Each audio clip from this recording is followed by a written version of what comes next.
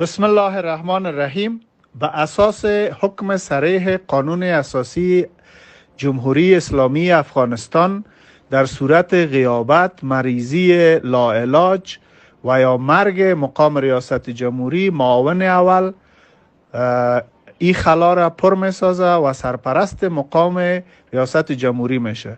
چون رئیس جمهور افغانستان از کشور فرار کردن و دیگر در داخل افغانستان نیستن، پس بناهن ما در کشورم هستم و ما سرپرست مشروع مقام ریاست جمهوری افغانستان هستم، سرپرست قانونی و مشروع.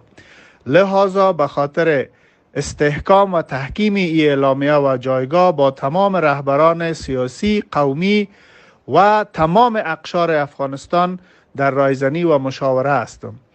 به هموطنان ما اطمینان میتم که ما به هیچ صورت انحصار قدرت توسط یک گروه نیابتی تروریستی نمیپذیریم.